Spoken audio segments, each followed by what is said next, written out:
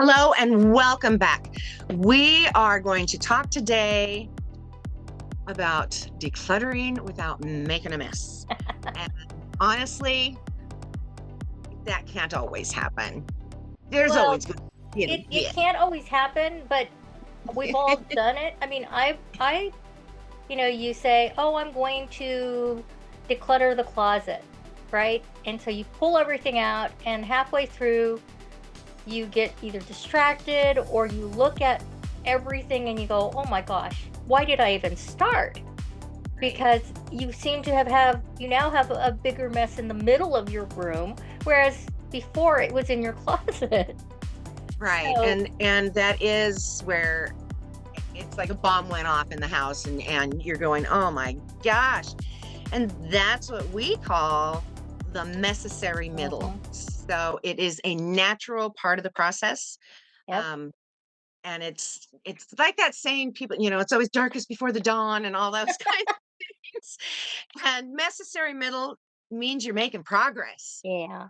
So Because don't be discouraged by it, be encouraged by it. every decluttering process or project has three phases. So you have the beginning, the necessary middle, and the end. So the beginning is your planning, you're setting up, you're deciding where you're going to what you're going to tackle, and getting your tools ready. So that's the planning process. The necessary middle is when you have a lot of chaos and you're pulling things out and you're making decisions. And it's kind of when it doesn't look like you're making progress, but you really are. Yeah. And then the end is restoring order to all your stuff. And then you get to feel really good about having more space, less clutter, and that feeling of achievement. So Mhm. when you have that mess in the middle, you need to remember that it's proof that you're making progress and you're doing the work. Because if Right. you didn't have a mess, that means you just let everything stay the same it was. And we want you to move forward. Right. Right. So you're going to want to plan ahead, because you need to identify the space that you're going to be decluttering, um, and set realistic goals for yourself.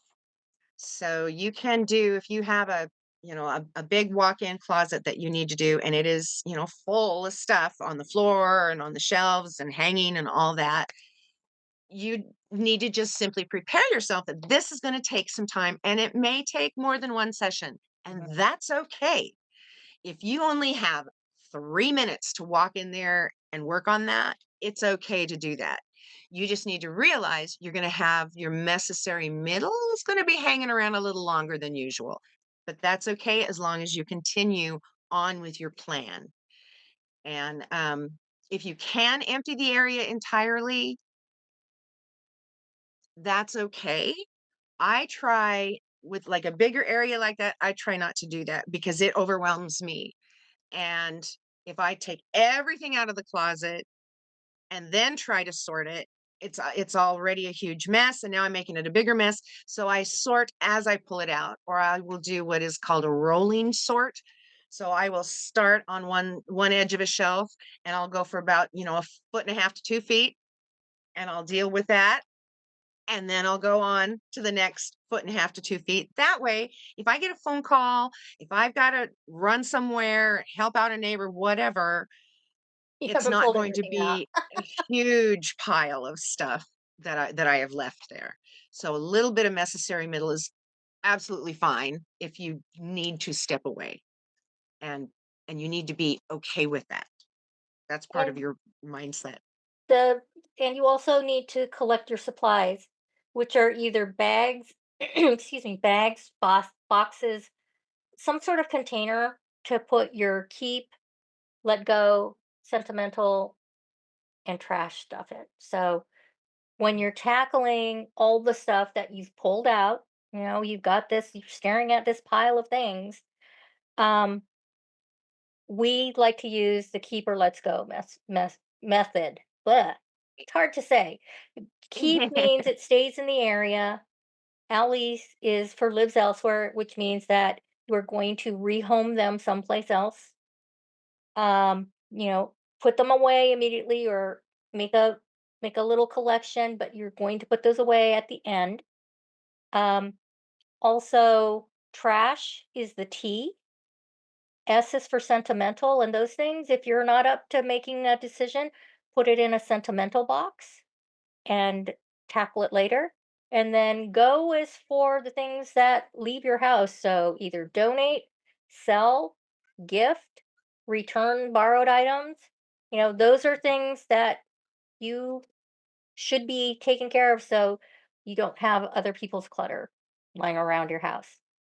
Exactly. And if you're going to sell something, give yourself a definite date to sell by. It gets listed and sold within the 2 weeks, or it goes into donation at that Yep. point. So give yourself a deadline and don't make it a very long deadline. Although I do understand some people will, if they have space to keep it, they'll have a box of things that they're going to sell right before Christmas. And so they may need to wait a few months to actually list those. So I do understand that. But honestly, for me, it's like if I can't sell it right now, then I'm donating it. Yeah. I Donating just is do not have the space. Donating items is the fastest way to get things out of your house. Right. Yeah. Because when you sell things, you have to list it, you have to wait for people to come to say, yeah, they want it, and then they have to pay, and then you have to meet up with them. There's a lot of different things that go into selling items. I Mhm. just tend to donate my things, to be honest. Yeah. I'm not a big person to sell things. And If it it is depends on, something that's worth a lot yeah. and it'll be worth my money to do that or my time to do that, I will. But if it's like going to be a $20 item, I just don't have the patience to hang around for 2 weeks to wait for somebody to hopefully pay me the 20 bucks, you know? So, we put a free box at the curb or we take it to, charity shops. But So now that you have cleared or decluttered an area, how do you prevent it from becoming recluttered? Because it does happen. oh, it Um, happens. It is true. One way is to store like with like or similar items together so Mhm, you can access it easy and it's usually easier to remember where it is, where you're mhm, storing it. Another one is use containers. So containerize your things in either categories or groups and label it. So that way, not only absolutely. you remember without having to go through the entire box, but other people who are looking for that item can find it too. True, true. And, labeling is really important because that is where you end up at the doom box. All of a sudden, you don't know what's in there, and so now what is it? And next time you need that cookie cutter, it's, in the garage closet. So, um, it's really good to label your things and let your family know or housemates know, things are labeled. So when I have moved some things in our house, I make sure and tell my handsome husband that this is where I've moved this to. And hopefully between the two of us, we'll remember. Oh, yes, I've done that before. I organized it so well, but I didn't label the box. So, And and I another was, thing is revisit the spaces that you decluttered periodically because you may no longer need something. mhm, That doesn't live there may have snuck in there somehow. right, But really, your needs change, and whether or not you want to keep something now versus 6 months from now, you may feel completely different about an item. So right. revisit areas periodically.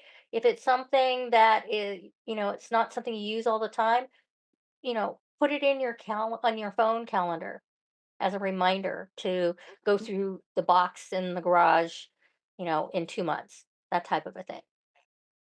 Well, and I did that type of thing with some coats that I was going through my closet and it was like there was a couple I was not ready to let go of them.